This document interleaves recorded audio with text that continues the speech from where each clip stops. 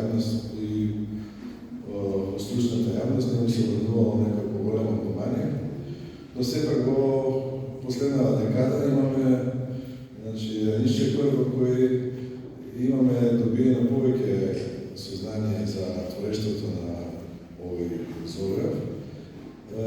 И сега можеме да кажеме дека сепак некои основни податоци за неговиот работен век имаме добиено. Посебно за тоа е заслужна нашата колешка Викторија Поповска-Спорова, која во изгнатото успеала да ги нотира сите оние третирани икони кои своеvremeno ги подпишал Зографот и според кои ние денеска се раководиме, можеме да определиме терминот на неговото делување.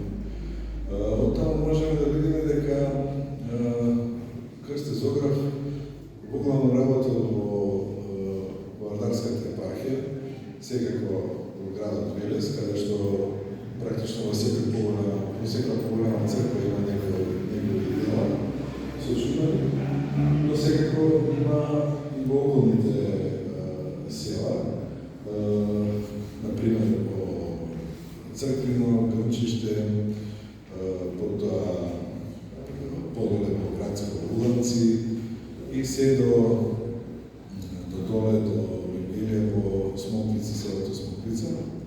Потоа негови дела подпишани има и во Кавадаречко село Маташа и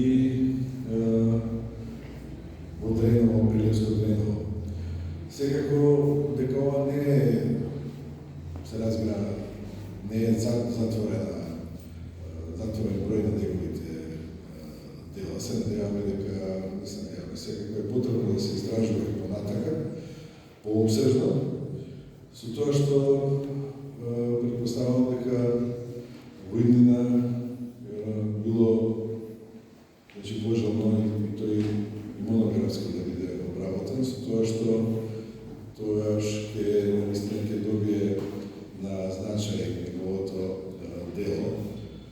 Како што рековме, тој работел во првата половина на 19 век и во тој период практично нема многу автохтони домашни зографи од овој квалитет, како што бил Крсто Зограф, со негов современик него бил Теодосиј Зограф, исто така Велес, кои исто така и двајцата имаат своји оставиле своји наследници, како што е синот на Крсто Зограф Коста, кој работел долго во текот на целиот 19 век.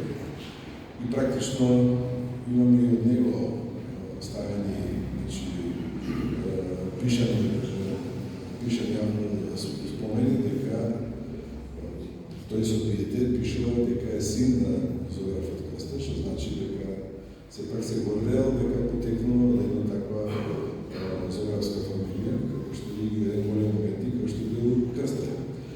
Тоа му направи на два пати, еднаш во ктитовски надпис во Неготина, пресликан живопис и еднаш на царските двери во манастирот Собор.